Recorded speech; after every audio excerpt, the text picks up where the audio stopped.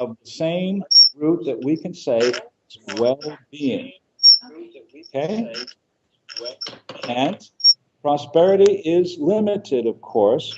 It's limited by our own consciousness. It's the only limit on prosperity. Now, notice I didn't say that our bank account is limited by our consciousness. Our sense of prosperity is limited.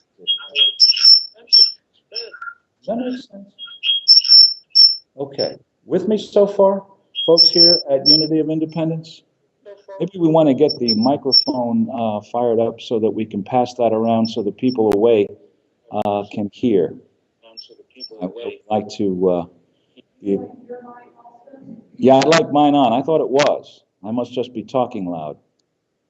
Okay. So, one of the essential principles of everything we teach is that life is lived from within out, not from without in. And this applies not only to abundance, but to everything else. It begins within and comes without. Is that clear to everybody? Is there anybody who's not getting it? Okay. Well, it might not be. It isn't. Now it is. All right.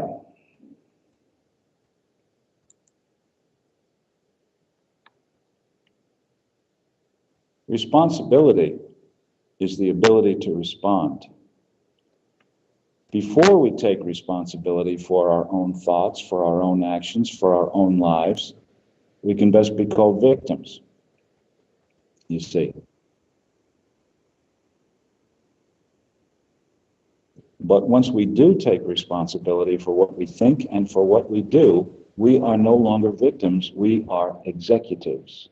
A lot of people I talk to have a very difficult time thinking of themselves as executives.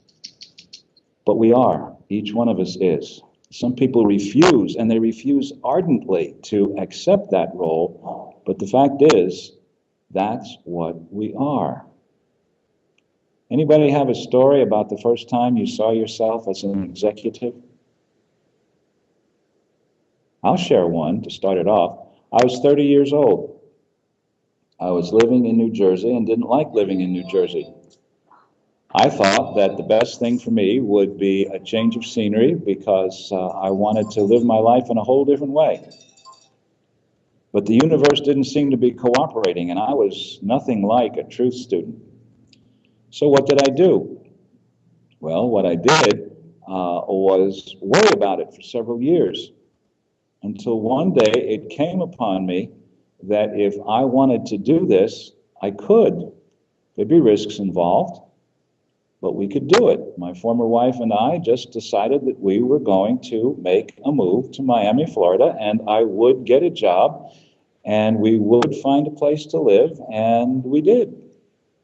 It was scary, but we did it. That was the first time in my life that I can say that I really took charge of my circumstances completely. Cost us money.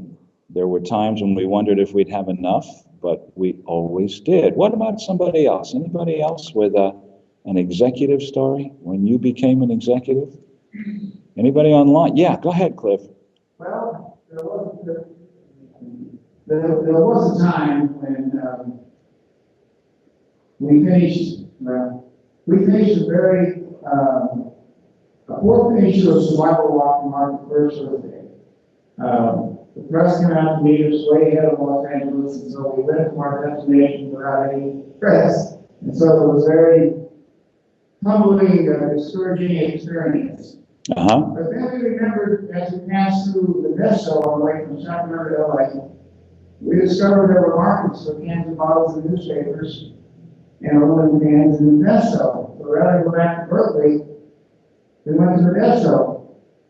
And no money, we pitched a tent in somebody's backyard and started the first recycling center for post-consumer waste. It's all when it's dirty trash at the curb. Okay. So the mayor gave us a chance to start recycling on the black side of town. and was going to move to the White Side and have great success. But I understand it took an executive decision and great faith to make that demonstration. Well, you know, Charles and Myrtle Fillmore, plus Charles' mother, were camped in a tent outside of Pueblo, Colorado in, it was around 1882 or 1881, without two dimes to rub together.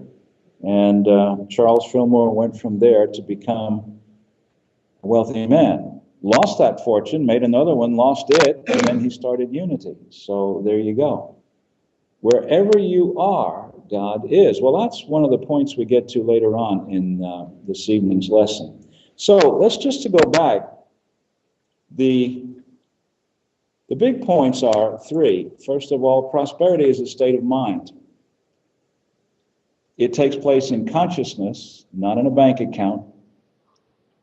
And each of us begins the prosperity process by taking responsibility. Those 3 points govern everything we do throughout the chapters in this course. Anybody have, and always feel free to challenge, but does anybody have a challenge with any of these? Is everything pretty much clear? All right, good. Let's go on to chapter 1. One of my favorite spiritual ideas, because it's so contrary. When you and I think of substance, we usually think of something we can touch, a controlled substance, a sticky substance. But spiritual substance can neither be seen, nor tasted, nor felt. It is not visible, and yet it is that out of which everything is made. In the 11th chapter of Hebrews, the statement is, things that are seen are made of that which does not appear. Substance never appears, but its effects do. Substance is present, it says here, and I believe it, in its entirety at every point in space and time. You can't use it up. As a matter of fact, the more we make conscious use of substance, the more we are aware that there is substance to be used. Multiplying ideas, all right?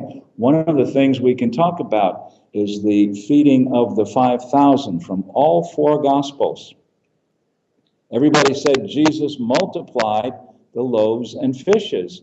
But if anybody has a Bible here, you can track that story, and nowhere does it say that Jesus multiplied anything. He gave out what he had, or the disciples did in most of the gospel stories, until everyone had eaten and were satisfied, and then gathered up the leftovers. The inference is that there was a multiplication of substance. The story doesn't say that there was. When we use what we have and use it wisely, we are very often delighted to discover that there is enough and more than enough. Right? There's a Butterworthism in the second bullet point on the slide.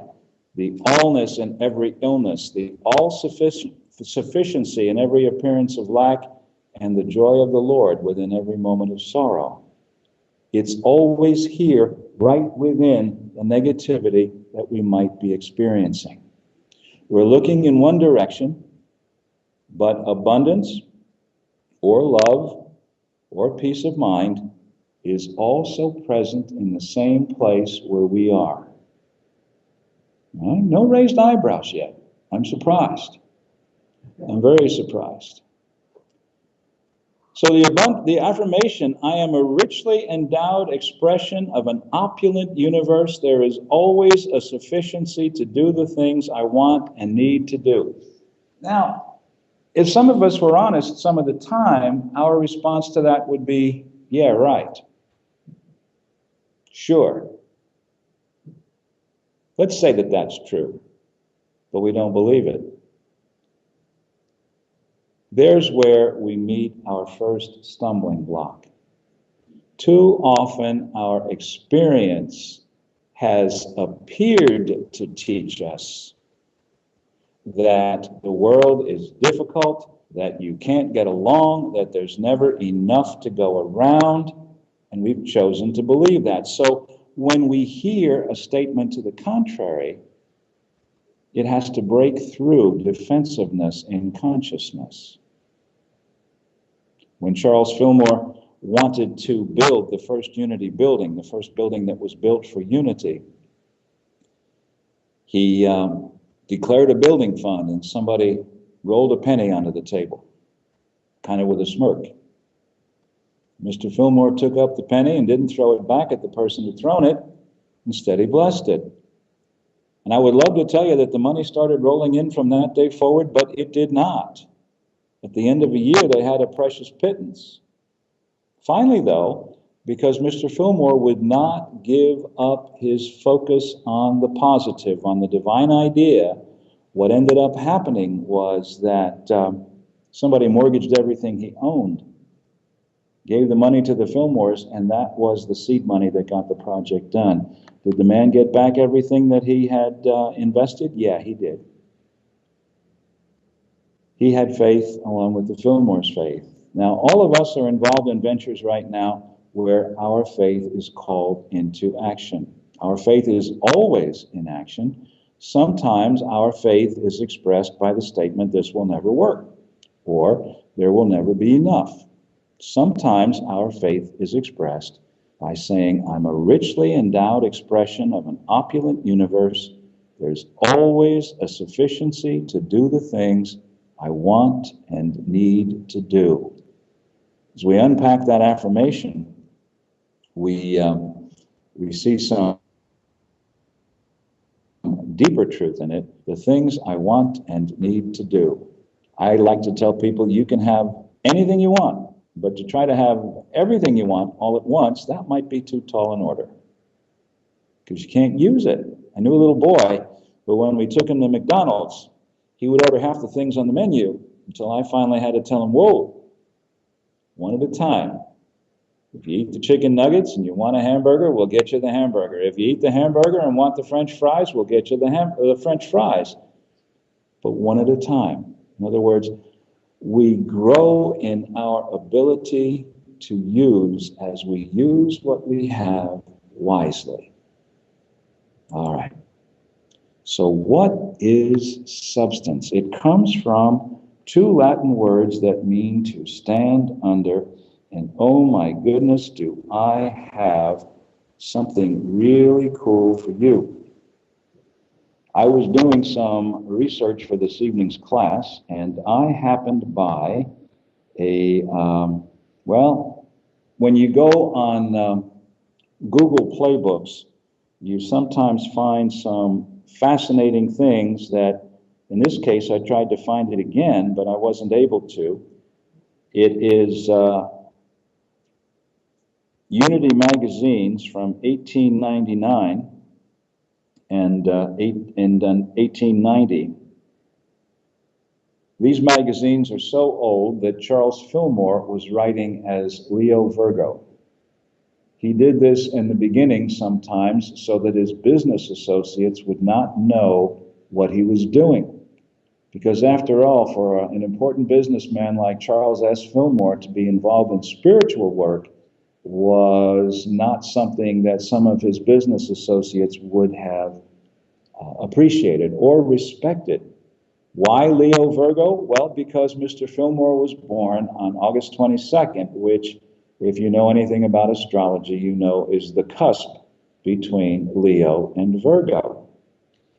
Now, in 1889 or 1899, I shouldn't say 1889, it was 99, 1899 and 1900, he would have been about 45 years old.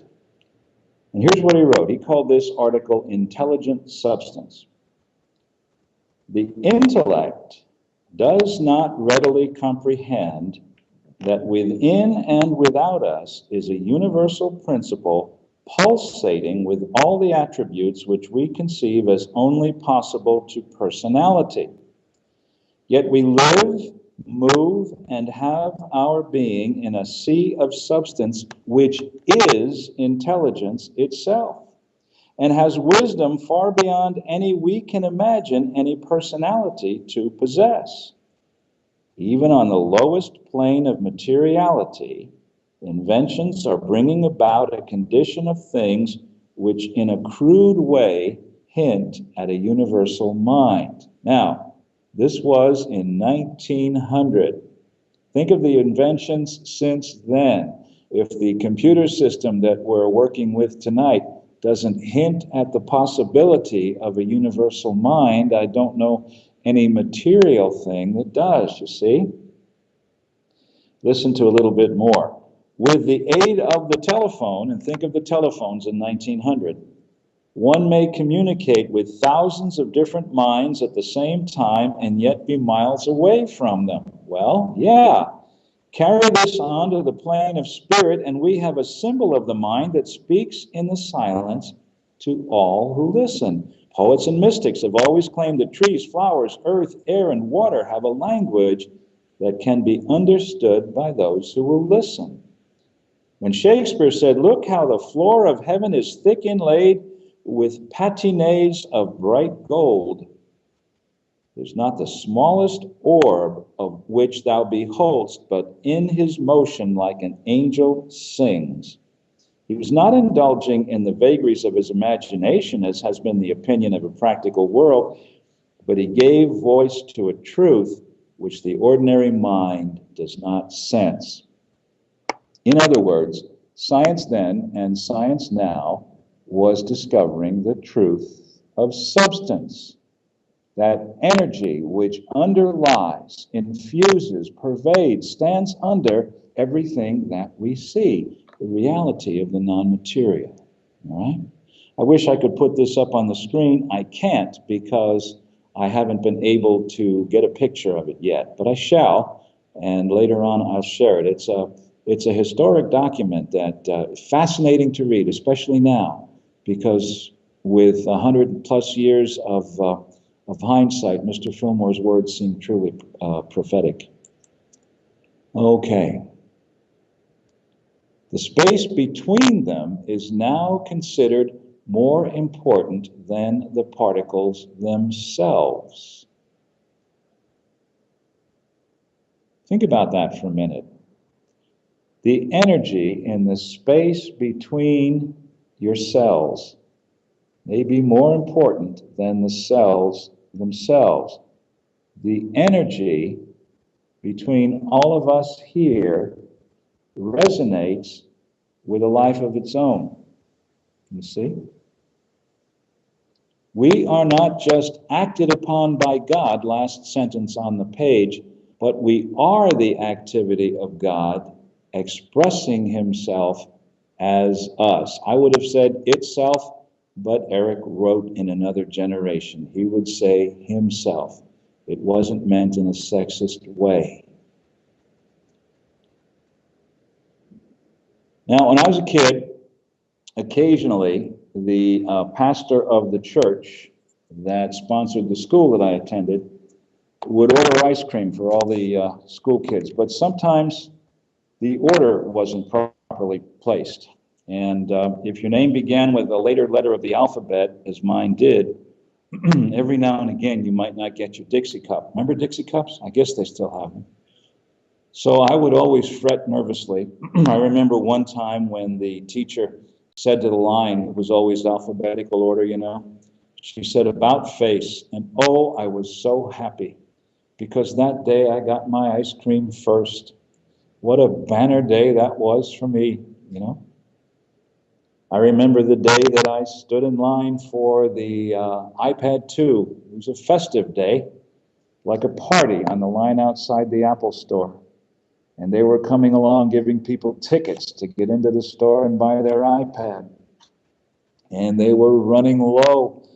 They came back to me. I knew I was going to get exactly the iPad I wanted, and by God, I did. That was the only one they had left. And they had to skip a couple of people who didn't want that one to give it to me, who did. When we know, when we absolutely have faith that our needs are provided, we may not get the iPad, but we will always have enough and more than enough. You see that? Does that make sense to you? Anybody have a story they want to share? I'm doing all the talking tonight. Yeah, okay, Billy. A friend of ours was coming in from Florida, and she says I'm the best manifestor she knows. But anyway, I've been learning using Unity and using Unity principles very much all my life. And recently, our big one printer that we have suddenly died. And there was no money in the budget to replace it. So we have a little junky printer that doesn't do very well, but we were using it. And all of a sudden, Sunday, Gary came up to me and said, Billy, do you need a new printer? And so I said, yeah, I could use a printer, I sure could. He says, well, we want another one. I know my wife wanted one that she can hook her iPad up to. And so this printer's in really good shape, and I don't know what it is, and I thought maybe you'd want it. Well, how about that? So there you go. There you are. Yeah. It happens all the time. Oh, it does, if we're looking for it. And but there's another side to it, Billy, and we must not forget that other side. When we've got some things sitting around our home that aren't getting used, we must not let them sit there. They've got to be put back into circulation. We do that a lot. Good. See? As it says right here at the bottom of the page again, every person has his own pipeline to the universal good, and if he's true to himself and keeps centered in God consciousness, his own will surely come to him without strain or struggle. That's the important part. That's called being in the flow, without strain or struggle.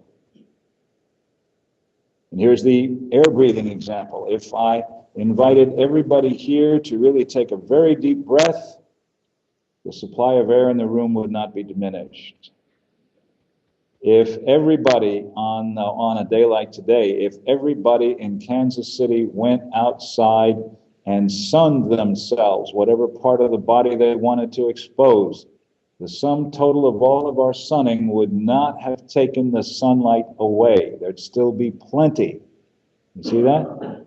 When we are coming from the attitude of scarcity, scarcity is what we experience. We have to experience scarcity. Even to the point where if there's an abundance of food, somebody might say, oh my goodness, we'll never eat all this food, it's going to go to waste or it'll go bad. If you want to experience scarcity, scarcity is what you will experience. If you want to experience abundance, you can experience abundance right now, today, because it really is the truth. Now, where is it the truth? It's the truth in the absolute. In the realm of divine ideas, what we call the kingdom of God, that we experience as the kingdom of heaven, which is our ability to relate to those divine ideas, that is where there is perfect abundance, perfect wholeness. And we, as we develop our meditation practice and spend more and more time in meditation, take that awareness out into our world with us. All right? As within, as in the absolute, so without. As above, so below. Now, what do we do when we think somebody's trying to get ahead of us? Bless them. That's the best thing we can do for anybody. It costs us nothing, and it always brings about good results. The least that it's going to do is change our awareness of that individual and give us peace of mind. You see? I bless you with the awareness that you are one with your own personal flow of the universe, in which there is a legitimate royal abundance for every living creature. When I think about this, I think of my two cats, who are always conniving for more treats. And they know they're going to get them. They just put on a little show for my wife and myself so that we'll open up the bag and sprinkle out a few more. It can't fail. Not the stuff, but the consciousness, you see. We hear a lot these days about entitlement. Whoops. And Eric quotes Matthew, "Inherit the kingdom prepared for you from the foundation of the world." So the kingdom is within us. We don't need to be concerned about letting it in. What we need to be concerned about is letting it out. Nobody wants to question that? Okay, Vicki. Hand Vicki the microphone, please. No question. No question. Oh. What's the problem with letting it out? Well, the problem with letting it out is that too many people don't believe it's in there to let out. Okay? The kingdom. They don't believe it is within them to let out. They believe it has to come. The problem is we're not letting it out, not that we shouldn't. That's right. The problem is that we aren't doing it. We're hoarding. During the Great Depression, where did the money go? Went under beds, went into shoe boxes, under loose floorboards. What it did do was go out of circulation, didn't it? And that's why they call it currency, because it's meant to circulate. And that's why we speak about the flow of life. When life isn't flowing, there's stagnation, and guess what? Okay? A lot of people don't really believe it's in there. The story's told of a saint, a medieval saint, I guess it was, who decided to leave her family home, and she was going to take with her only a single penny. But then she stopped at the door and she said, "Where's my faith? I don't need this penny." So she left even the penny behind, and she was provided for. What degree of faith do we have? What degree of positive faith? Everybody always has all the faith they need. What degree of positive faith, and how are we going to express it? Is there a way we can move that picture so we can see the whole world? I wish I knew how. I don't, unfortunately. By next week I will, though. Mark and I'm sure we'll have more than one conversation, and we'll get this thing fine-tuned like a Swiss watch. And for today, it has to be what it is. All right. And I have great faith in you that you're going to do that. Well, thank you. Thank you. Because I think you're excellent at getting electronic things to operate. Well, they want to operate. Would you understand that? Yes. Electronic things want to operate. And when they don't, it's because we aren't listening completely enough to something that the equipment is trying to tell us. And believe me, yesterday Mark and I spent many hours on the phone trying this, that, and the other thing. We finally came upon a system that we believe fully will work, but the only problem is we needed a class full of people to test it, and here we all are. And thank you for being a part of that group. You know that's a part of your gift? Your participation is a part of your gift. You believe in the process. You want the process to continue. All right. The kingdom is that within you which is your very own inlet that may become an outlet to all there is in God. We know that in Genesis chapter 1, verse 27, we read that God created humankind in God's image after God's likeness. The image is what's in there. The likeness is what we make of the image in our own lives. Okay? Fair enough? Okay. Now, like everything else, substance needs to be claimed. Our inheritance needs to be claimed. Every now and again, you see an ad in the paper for government money that is not going claimed. You may be entitled to some serious money. I know that's true, because my beloved wife Barbara answered one of those ads on my behalf and discovered that I had over $1,000 from an insurance policy I'd forgotten that I had waiting for me in the Florida State Treasury. It was a very nice thing to get. It really was. So that is not a scam. What can be a scam is when somebody says that they'll get it for you for a fee of only $100, when for about 15 or 20 minutes work you could get it for yourself. That's a pretty high hourly rate to pay someone. So I am a child of the universe, richly endowed with the fullness of all good. Can you get it? Can you feel it? All right. I'm starting to evangelize. The universe owes you a living. Not the world, the universe. And most of you by now know the corollary to that because it isn't your first time through the book. The universe owes you a living, and you owe the world a life. Fair enough? You owe the world a life. I owe the world a life. Everyone owes the world a life. We need to contribute to something more than global warming, okay? And we do that by exercising the gifts that we uniquely have. It's fun when you get down to it. The universe owes you support. Okay. Now, this is probably my favorite slide out of the whole evening, and it's one that I want everybody to remember. There are two words that I want us to pay close attention to every time we say them. Program your mind right now so that every time the word only or just is about to come out of your mouth, ask yourself, do I really need to say this? Now, somebody asked me how many people were at class last night. I will say 16, 10 in the classroom and 6 online. I won't say only 16 because that's a judgment. 16 is a fact. And sometimes we look at the outer situation and we invest that with the mantle of truth, which it doesn't own. And we allow ourselves to be swayed by appearances rather than to know the truth.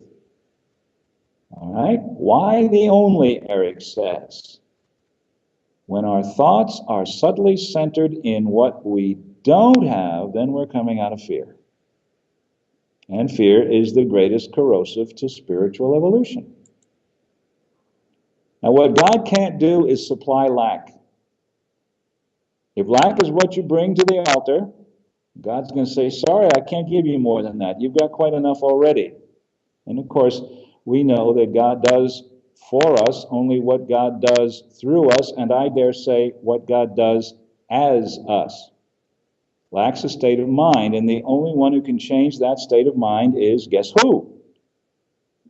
Yeah. Some of us have been in a state of lack once or twice in our lives, and it's something that we can get out of. Of course, the first thing we have to do is want to. It can get comfy being in a state of lack or any negativity. So, if God already knows, why ask? Yeah. Just jump back. You gave us a good example for only. Give us an example for just. Okay. How is just limited? As a synonym for only. All right. I have just $10 left till payday. It's limiting in the same way as only. It's a synonym for only. Do you see? Yeah. Used that way. When used that way. When you use it in the sense of fair and equitable, no, that's not a problem at all. But when we use it as a limiter. Remember the story of Elisha and the prophet's widow? When he asked her, what do you have in the house? And her first response was nothing. And then she said, except a jar of oil. She didn't say only, but the consciousness was as bad. Instead of giving thanks for what we have or what we've recognized that we have, Too often we judge it as insufficient. You see? And a word like only or just used in the way that I pointed to, a word like only or just can point to that consciousness, which is good news, because if that's the consciousness that we are in, then we know that we can help move ourselves out. When we don't know what's wrong, we don't know what to do. When we do know what's wrong, we've got something very valuable, and that is information. All right? Yes, Hilda. Interesting concept. I've been studying with beauty for a while, and I understand about lack and abundance. I had a meeting with a lady in financial advising, and it's really interesting when you work with somebody who doesn't understand these principles. So she used a lot of onlys and justs. Yep. From that aspect, I turned into a spin because she was in an authority situation. And I spent a week crying in tears, oh, I was living lack, oh, what was I doing? Until I started to realize what you're teaching today, that she was coming from a view of people that do not understand these concepts. Exactly. One of my teachers, he was a guy who loved detail, pointed to a scientific study that analyzed the amount of birdseed in the world and the number of birds, and did the math and discovered that there was not enough birdseed in the world to feed all the birds. And he said, thankfully, the birds do not know this, and they continue to eat. All right? Now, when Jesus fed the 5,000, do you suppose people say, well, God, with that little bit of food, I can't take very much? That's not what the parable's about. And we to treat this as something that actually happened, well, maybe it did. But whether it did or not, the principle is the same. Billy, you wanted to say? Oh, I was just going to say, I learned very early on in my, got married at 17, we lived with an older couple who were somewhat relatives, my brother-in-law's in-laws. Anyway,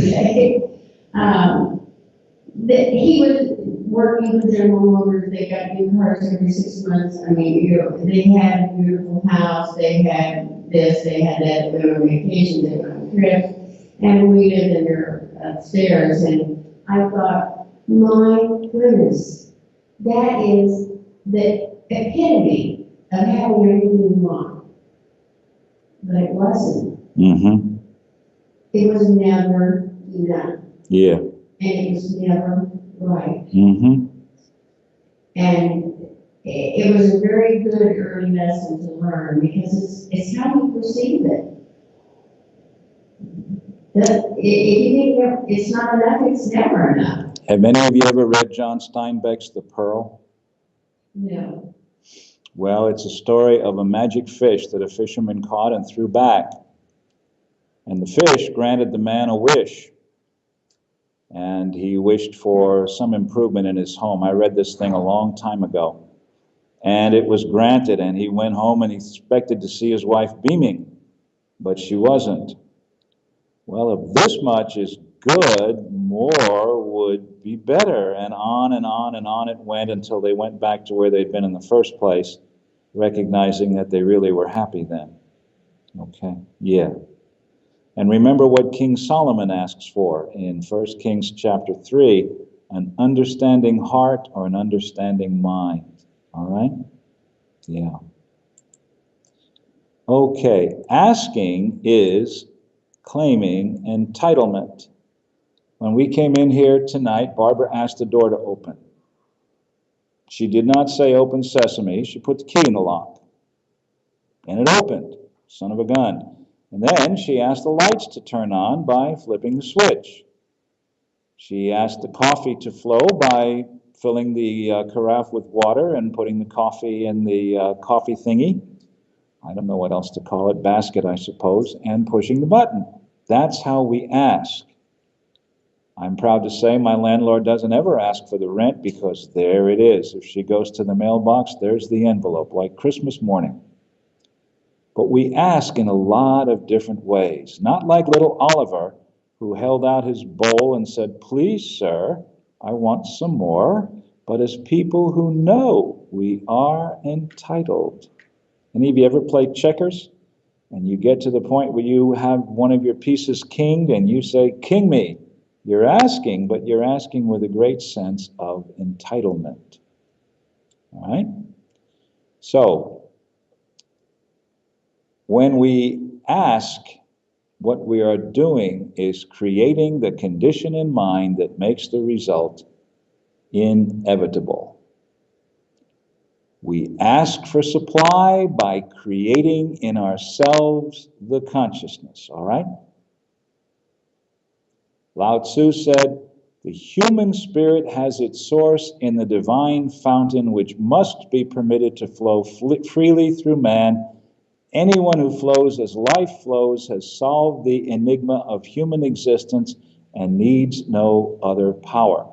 Anything is evil that blocks the flow of creative action, and everything is healthy or prosperous that flows with the universe."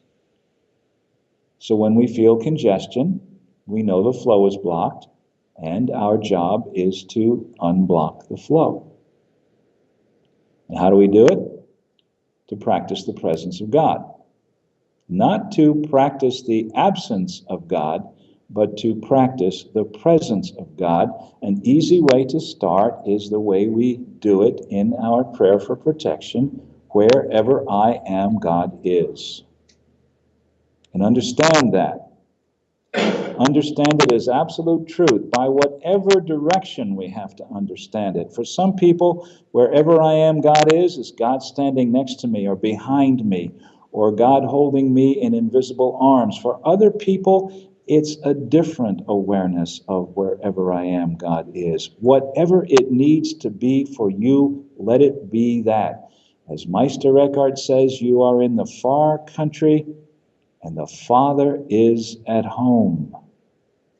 Right where you are. If your consciousness is separate from God awareness, you are one thought away from reconciliation. It doesn't have to be a long, arduous journey. Yes, Christine. Reading the book by Brother Lawrence. Okay. And learning how whatever he was doing, whether he was washing dishes or whatever, gardening or whatever. Yep. He was practicing the presence. He sure was.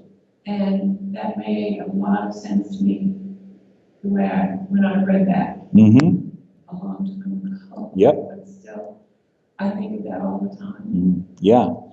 Not as much as I could, probably. So whatever he did, he saw as a divinely inspired work. Is that a beautiful thing or what? Okay. What he was doing as well. Yeah. The little things. Action. The little things, you bet. We have a garden outside. I'm going to be taking a picture of that garden every week and watching it grow. What makes the garden grow? Well, part of it is the effort that's put into tending it, but then there's the activity of substance. That is just an amazing thing. Just an amazing thing. Okay, let's add to group call if we can. Oh dear, I can't do that. Not at this point. Okay, the practice of the presence means continually reminding yourself that God is actively working in you and as you. Okay? Good. So, resolve that you will live and think and work as if you really believe that the whole universe of creativity and substance were present in every project of your work and every transaction of your investments as your never-failing resources. In the little things that you do every day, God is active. If you're writing something, look down at your hands. These are God's hands writing this letter. If you're chopping vegetables for dinner, these are God's hands chopping the vegetables for dinner. Do you see? The connection is the important thing. It's a step on the way to awareness of oneness. All right. Practice the presence of God's substance with diligence and persistence, and you will begin to realize, to make real prosperity. And that's a promise. Did you want to question, Irv? Yeah, remember today I talked about practicing the presence. Okay, take the microphone. I'm practicing the presence. Today I came home from work, and I had taken out some garbage out my car to go to the dumpster. Mm-hmm. But mixed in with that garbage was about two $20 bills. So it went into the bottom of the dumpster. Okay. So now what did I didn't know what to do. I tried to get a chair. All of a sudden it came to me that what I do is get a broom handle and take the broom handle with tape that sticks on the outside. Then you take the broom handle, stick it down there with tape that sticks and hit the money with it. And sure enough, pull the money out of the dumpster and I have it. Well, hooray! Now, all ideas come from the same source, don't they? Right. Yeah, it's our interpretation of the ideas that sometimes differs. That's a beautiful story, Irv. That's great. I don't know. It just came to me. Yeah. I mean, it just, all of a sudden, it just came to me. There was no, I wasn't, you know, I just, because I couldn't climb into the dumpster. Okay. I tried to do everything, and all of a sudden, on the clear blue sky, it came to me, get the broom handle, put some sticky tape on it, pull the money out of that. Didn't come from a clear blue sky so much as it came from the riches of spirit. Now, That's true. there is a scripture related to that particular idea, Irv, and I want to get it to you if somebody's got a Bible. It is Psalms 46:10, and that says, hang on just a moment, that says,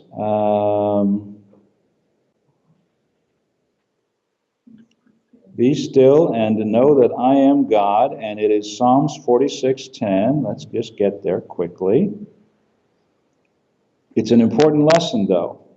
When we are stuck, even if you're stuck on ice, sometimes when we're stuck on ice, what we will do is stomp on the accelerator and spin our wheels, and we recognize that we're doing the wrong thing, but we keep spinning our wheels. It's like the fellow who was beating his head against the door. Somebody said, because it feels so good when I stop. So Psalms 46:10 says, be still and know that I am God. I am exalted among the nations. I am exalted in the earth. The nations are all of your colonies of thoughts, and the earth, of course, is the physical dimension. But we recognize the divine presence when we allow ourselves to be still. All right? Now, were you sad when Ed McMahon died? I was, because I always wanted to see him coming up my walk, you know? He used to represent Publishers Clearinghouse, and he'd be carrying a check for $1 million. I guess they still do that. I don't know. I don't pay attention anymore. So many people wait for their ship to come in, when actually their ship is probably a rowboat, and they got to do the rowing. We all do, don't we? We play a song here often, do what you can with what you have, with the time you have, in the place you are. If you do that, then you can be all right. If you do that and hold the right consciousness, you can't fail. Might look like failure to some other people, but it isn't. Not if you are in the right consciousness. All right. What happens in you is important. What happens around you? Well, yeah, you take notice of it, certainly. What happens in you is important, though. You don't control events, but you have absolute control over your response to events. And as we grow in our ability to exercise that control, we notice the triggers that are beginning to move us into negativity. And we can use a very metaphysical word, stop. Be still and know that I am God. You see? All right.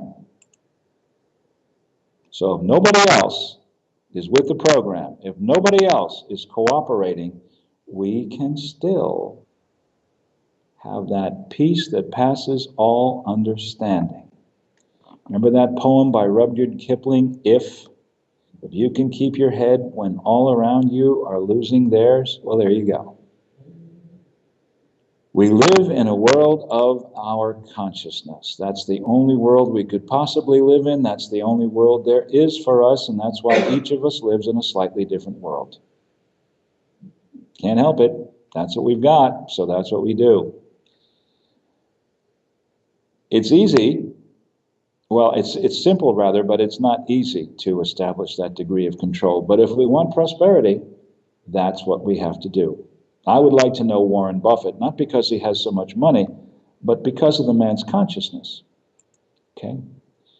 So, if we're willing to accept full responsibility, then what we have to do, what we can do then, is change our lives for the good. All right? Responsibility is not blame. Blame is like throwing sand in the gears of life. It's not going to work. Responsibility, the ability to respond. Something went wrong. We can fix it. Good? Okay. Are you dealing in minuses or pluses? It's that simple. Next week, maybe I'll share a little bit of the story of the Wemmicks. Okay. Your negative thoughts of worry and fear are depleting your good faster than, well, inflation's not a huge problem these days. But optimistic thoughts add to our good more dramatically than compound interest increases your bank savings. Like Irv, he was spared the indignity of dumpster diving by a divine idea, which he interpreted to get back his $40. I love it. The parable of the talents is often misunderstood. For it is as if a man going on a journey summoned his slaves and entrusted his property to them. To one he gave 5 talents, and a talent was at least a year's worth of wages for an average worker. To another 2, to another 1, each according to his ability. Then he went away. The one who had received the 5 talents traded with them, made 5 more. Same with the man who had 2. But the one who had received the 1 talent went off, dug a hole in the ground, and hid his master's money. And then he came back. The one who had received the 5 talents, Master, you handed me 5. See, I've made 4. That's pretty good, 100% return. Well done. You've been trustworthy in a few things. I'll put you in charge of many. Enter into the joy of your master. And the second one, you handed me 2 talents. I've made 2 more. Another 100% return. You've been trustworthy in a few things. I'll put you in charge of many. Enter into the joy of your master. And finally, the third servant. Master, I knew that you were a harsh man, reaping where you did not sow and gathering where you did not scatter seed, so I was afraid. And I went and hid your talent in the ground. Here, you have what's yours. But the master wasn't happy. You could have at least taken it to the bankers. And on my return, I would have received what was my own with interest. But he didn't. So what did he do? Took the talent from him, gave it to the one with the 10 talents. That was your safe bet. For to all those who have, more will be given, and they will have abundance. But from those who have nothing, even what they have will be taken away. And as for this man, put him in the outer darkness, where there is weeping and gnashing of teeth. Yeah, now, some people say, unfair, unfair, unfair, but we're not understanding the story metaphysically. Not if we say that. Okay? Metaphysically, if we work with what we have, it will increase. And if what we have is a belief in lack, and we keep working with that belief in lack, our sense of lack will increase. Has to. That's the way spiritual law works. We don't make the law work. The law works. We are either in tune with it or we are not in tune with it. Okay? The allness is always within you. The only place where you can ever be separate from it is in consciousness. The only place where you can ever be separate from the allness is in consciousness. Does that make sense? Okay, Christine, tell me about why it doesn't make sense. Because the allness is everything. Why couldn't you be separated from it? You can't be separated from it, but you can think you are. All right? Yeah. All right. That's why I say the only place you can be separated from it is in consciousness. Okay? So the answer is not to get God to give you more, but to do a better job of working with what you've already got. That opens the gate for a greater flow, if indeed a greater flow is needed. I hoped some students would sign on to the class electronically tonight, and then they started popping up, and I was delighted. Also felt like a inexperienced short order cook. Next week's going to be more effective. All right. One of the things that we often do is try to work the law to make a particular demonstration. We all tell those stories. I tell the story of a cruise that I won. It was a one-day cruise. Let's not overestimate the prize, but I walked into a furniture store where there were people from a radio station doing a little promotional broadcast. There were documents to fill out, to put in a bowl, and they were going to draw the winner of the cruise. So I dropped my paper in the bowl, grabbed a little plastic glass of champagne, and stood waiting for them to make the announcement. And when they did, before they read a name, I was walking toward the microphone. And guess whose name they read? Mine. I did it. The cruise was an experience that we still laugh about many years later. The water was rough. Most of the people were sick. It was cold out. You couldn't swim. And it was only from Miami to Freeport, and we lost all the money in the casino that we cared to lose. But still, we won the cruise. Now, did I win it because I chose to win that cruise? I don't know, but it's not about things. I know I was in a very happy state of mind that day. I'd been working at the church all day. I was a member of the community, of the congregation. And it was a lovely experience. But whenever I have tried to manipulate the law, I'm going to affirm that I'm going to win this or win that or hit the jackpot on a slot machine or God knows what else. It's never happened since. I suppose if you worked hard enough, you might make it happen, but at what cost? Eric says the demonstration makes you. Center your awareness on a deeper sense of life, the overall picture of life, and the demonstration makes you. And then, remember all those Unity bumper stickers that said expect a miracle? Eric says no, don't do that. And I join with him. If by a miracle you mean an abridgment of law, then don't expect a miracle. If, on the other hand, you expect to see the law working out in higher and higher ways, then expect all the miracles you want. The law is always observed. It can't not be, because it's spiritual law. Imagine if gravity took the day off. Where would we be? Good question. Or would we be? So, if you really believe that you're entitled to the fullness of the kingdom, the resulting outforming may appear to be miraculous, but it is the natural fulfillment of the divine law. Now, how do you change your luck? That's easy. You rub a rabbit's foot, don't you? No, that's not how you do it. It wasn't lucky for the rabbit. Your fortune begins with you. There's only one way to change your luck, and that is by changing your thoughts. It's the only way that it can be done. Good? Okay.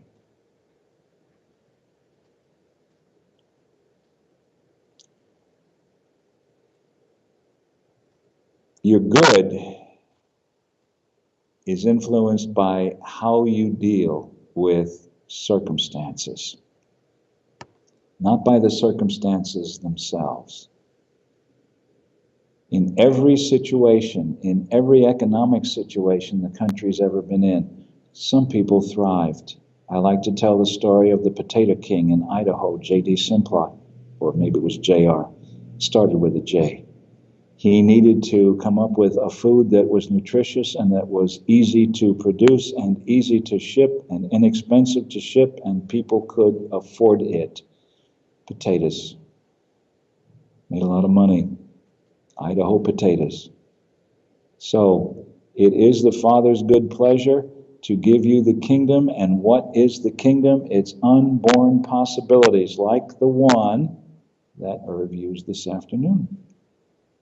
All right? I ask not good fortune, I myself am good fortune. Okay. So, our last slide of the evening, and we're right on time. I had affirmed that we would be, so I'm not surprised, although next week we'll have more discussion. Thoreau, if one advances confidently in the direction of his dreams and endeavors to live the life which he's imagined, he will meet with a success unexpected in common hours. He'll put some things behind, pass an invisible boundary. New, universal, and more liberal laws begin to establish themselves around and within him, or old laws will be expanded and interpreted in his favor in a more liberal sense, and he will live with the license of a higher order of beings. Ooh, I love that. I love that.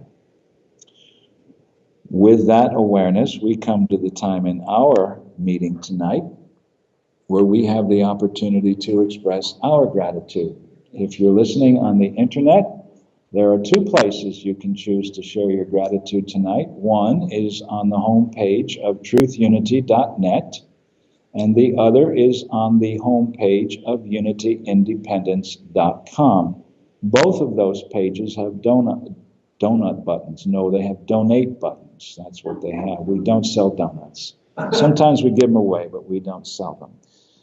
I would invite you to take whatever offering you have here in your, or whatever financial offering in your hands, and recognize that it's part of the gift. And if you're listening in some other place, recognize that your offering is more than whatever you will click the button and donate. Our offering is every thought, word, and action that we contribute to the upliftment of humankind. And that's a big gift from just about everyone that is with us tonight, either physically or on the internet. And so we bless the gift with this affirmation. Divine love, through me and as me, blesses and multiplies all that I have, all that I give, all that I receive, and my awareness of all that I am. Once more together. Divine love, as me and through me, blesses and multiplies all that I have, all that I give, all that I receive, and my awareness of all that I am. So it is. Amen. And thanks to all of you who have been listening tonight. I will want to hear how the call worked for you, and be assured that Mark and I will be working on making it even more seamless next week. Part of your gift is that you're here with us. And the next time we do this, it's going to be smoother and it will continue to grow. So I appreciate you and all that you bring to the experience. Amen.